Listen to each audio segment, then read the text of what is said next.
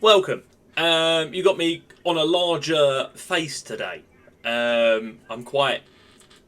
I didn't realise how white I am. Jesus Christ! I need to go outside more. Anyway, we are going to be looking at the build I used to complete Cyberpunk on very hard, like the weapons, the cyberware, the skill points, um, and just overall thoughts on like little tips basically to help you if you are going to do it on very hard. I do suggest doing it on very hard just because the game is a little bit more intense. It's still difficult on normal, hard, and very hard, obviously, but I do feel like the very hard um, experience is a lot better than hard and normal.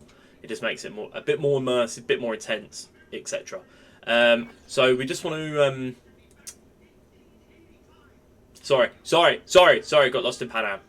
Anyway, what we want to do is we'll have a little look at the weapons and stuff we were using.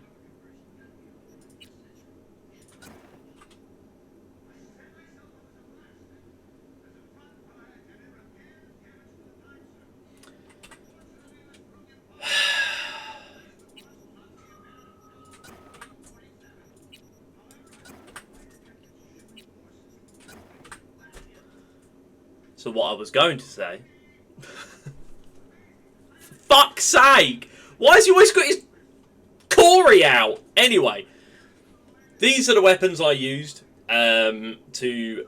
And equipment, so like your grenades and the health, etc. So this is the stuff I use. So essentially I use Johnny's pistol, so again to get this you just need to begin Johnny's quests. So essentially halfway through the story Johnny will say we need to go speak to Rogue and you need to let her know that I'm in you, essentially. So go do that, get the gun, you'll get his car as well, so get that. It is a powerful gun. Has a melee to it as well, which is okay. But the gun is powerful. I quite like it. So definitely use that. These two weapons are from Phantom Liberty. So if you do want these two in particular, you will have to go and do the DLC. However, replacements for both. You've got Guts, which you can find in Act 2 of the game. Straight away, there's a YouTube short. Go check it out. It'll be somewhere on the channel. And then in terms of assault rifle, you can replace that with basically a precision rifle that you get throughout the campaign of just a normal Cyberpunk. Precision rifles are very good, so I would recommend them. They got a good hip fire mode and a good aim down sight mode as well. So yeah, I would definitely recommend them. But if you do have Phantom Liberty, then I would suggest getting started on it, get into Dogtown, be able to free roam, and you'll be able to pick these two bad boys up. This one's in the centre of the map in a pond, and this one is just a drop from killing enemies, so bish bash bosh, no issues.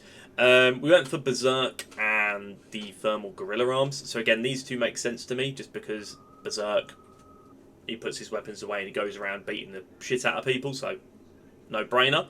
And then Berserk is just a normal weapon in itself, so if someone's low health or you want to start burning someone or etc., just fancy punching someone in the face, then obviously Berserk gorilla arms are your best bet.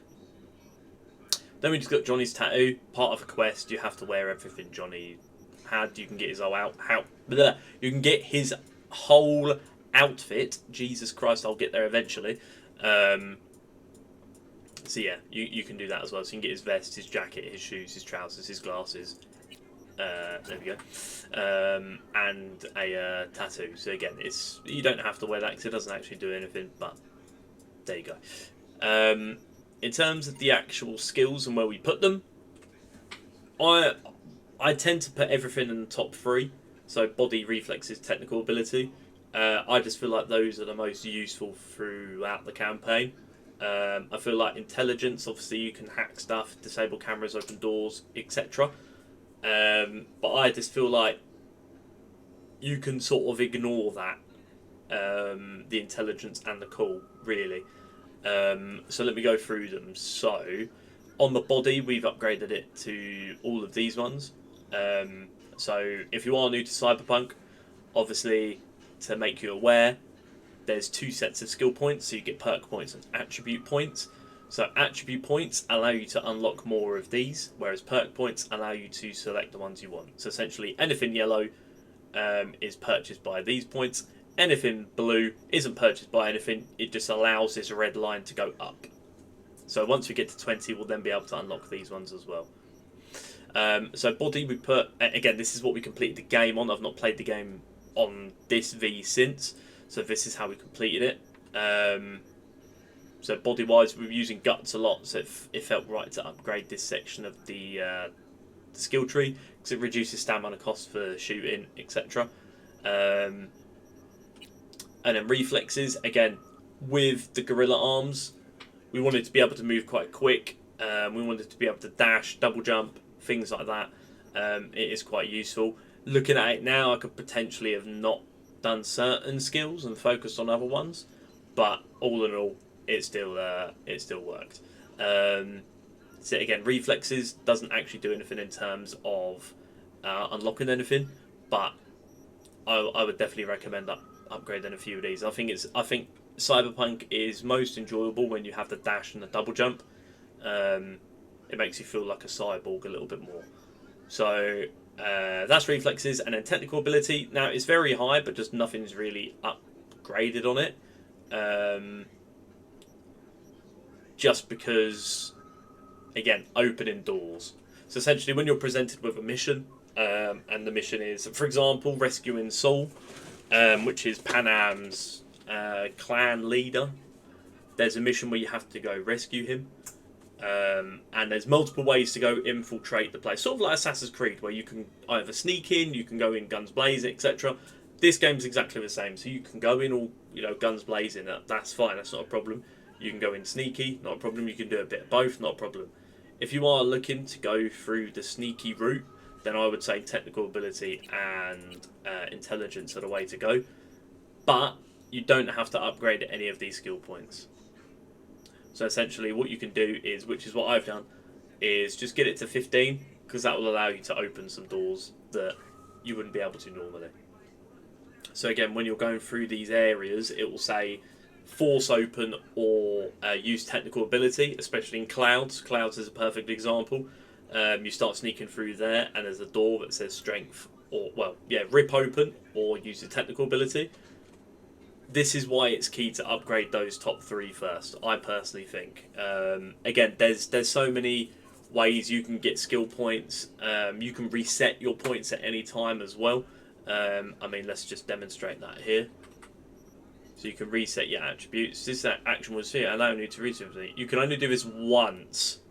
So you can only do it once, but the option is there if you need it.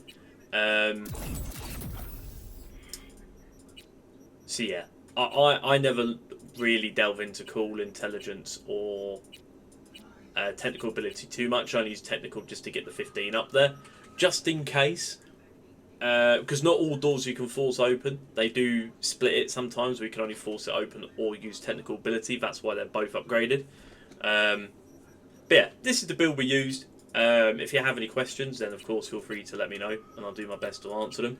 I'm no expert at Cyberpunk. I've just played it a lot, so I know most of the campaign missions, etc. I know what to do, what not to do, what's important, what's not. But yeah, we're going to be streaming it probably Monday evening, and maybe tomorrow evening at some point. So yeah, just keep an eye on the YouTube. I appreciate you watching if you have done so. If you can like, I'd appreciate that. But yeah, any questions, let me know. If not, enjoy your weekend. Peace out.